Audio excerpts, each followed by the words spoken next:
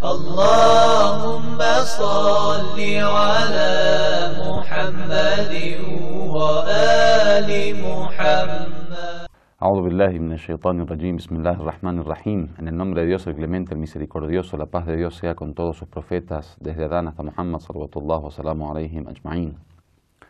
Vamos a comenzar con el tafsir y la exégesis, la interpretación de la sura Al-Qadr, que se traduce generalmente como la sura del decreto o la sura del destino. Muchas veces llaman Al-Qadr como el destino, que el Qadr tiene que ver en realidad con esta forma en que Dios decreta la predestinación, o sea, aquello que está predestinado, que supuestamente ocurrirá durante la vida de los hombres y del universo en general, de todas las criaturas, aquello que durante el año Dios ha predestinado que ocurra, lo decreta, digamos, en esta noche, en la noche que llaman Laylatul Qadr, la noche del destino. Entonces esta sura habla justamente de esta noche y de esta cuestión del destino.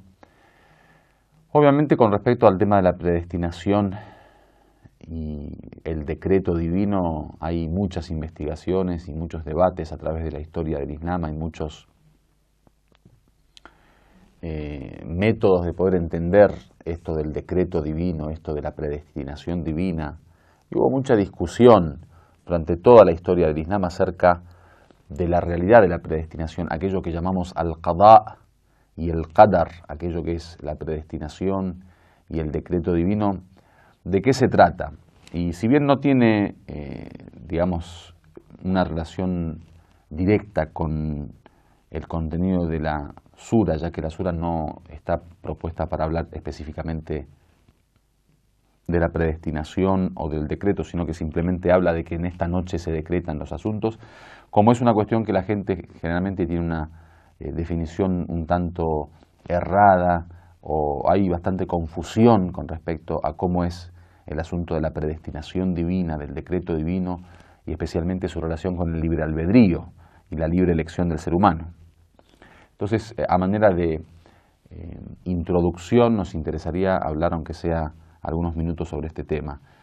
Generalmente lo que se entiende por predestinación, y que muchos creen que es lo que Dios escribió en su lugar, digamos, en su posición, y que ocurre finalmente de una manera paulatina y de una manera que dentro de la administración divina Dios lo ha planteado que se dé a través de la vida del ser humano. Generalmente la gente piensa que la predestinación tiene que ver con que Dios da la orden y lo que Dios decide, sin ningún tipo de intromisión humana, ocurre. O sea, como si fuera que el ser humano está obligado a actuar de la manera que actúa y está obligado a soportar lo que le ocurre en su vida sin ningún tipo de libre albedrío ni voluntad o elección. Y eso es obviamente el error de esta teoría. Está claro que lo que nosotros podemos saber sobre esta realidad tampoco es tan amplio y detallado como lo que uno podría imaginar que se pueden saber detalles de otras cosas, porque al fin y al cabo nadie está en la mente de Dios, ni en el corazón de Dios, ni en el ser de Dios, como para poder de alguna manera comprender las profundidades de su decisión, de su decreto, de su determinación y de su predestinación. Sin embargo, lo que aparece en el Corán y en los hadices acerca de este tema, de alguna manera aclaran mucho la situación y nos dicen que en lo que tiene que ver con la acción del ser humano, el hombre tiene libre albedrío, o sea, tiene libertad absoluta de elección de actuar o no actuar, o de actuar el bien o actuar el mal. Es decir, que todo lo que tenga que ver con nuestro comportamiento y nuestra conducta, Dios ha permitido que eso se desarrolle bajo la libertad del ser humano y su propia decisión y su propia resolución. Es decir, que en mis decisiones para hacer algo o no hacer, para actuar de determinada manera o no actuar, es una decisión totalmente independiente, libre y personal, individual. Es decir, que Dios propuso que el ser humano viva su libertad desde esa postura. Ahora, está claro que al fin y al cabo la acción del hombre, su comportamiento, su conducta, no está totalmente independizada de la obra de Dios, de la mano de Dios, de la voluntad de Dios. ¿Por qué? Porque todo nuestro ser pertenece a Dios. O sea, si uno comienza analizar esta cuestión desde lo existencial, nuestra propia existencia está en manos de Dios, la existencia del universo está en manos de Dios y toda la creación es obra de Dios. Entonces está muy claro que nosotros no somos independientes al 100% como para decir que Dios no tiene nada que ver con esto. Entonces está claro que cuando Dios sostiene el universo, cuando Dios, su mano tiene el poder, digamos, de interactuar con todo el universo y que si una milésima de segundo Él no estuviera atento y no sostuviera el universo, esto se destruiría. Que dan el ejemplo muchas veces como la imagen que uno imagina, que en el momento que uno ya la deja de imaginar se destruye la imagen en general, digamos en absoluto. Está claro que hay una relación existencial muy fuerte con Dios, que según algunos filósofos en la filosofía islámica, no solo es que nosotros existimos y Dios existe y hay una relación entre nosotros. Dicen, nosotros somos la misma relación, o sea, en realidad la creación no es más que esa relación con Dios. O sea, no hay algo separado de Dios como para decir que Dios está en un lugar, la creación está en otro lugar y entre ellos hay un puente de relación.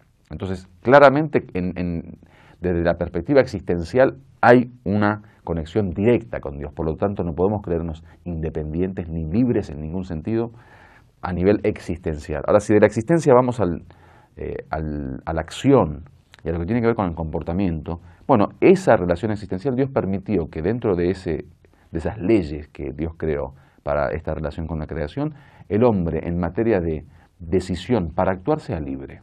Entonces el hombre es libre, o sea, uno elige y decide por sí solo, por sí mismo, y es totalmente independiente al momento de decidir qué es lo que quiere hacer y lo que no quiere hacer, al momento de elegir el tipo de acción y conducta o comportamiento.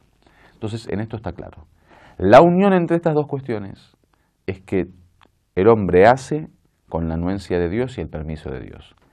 Hace libremente, actúa libremente, elige libremente con la voluntad de Dios. Es decir, que al fin y al cabo lo que se vaya a desarrollar, se va a desarrollar con el permiso de Dios y con la voluntad de Dios.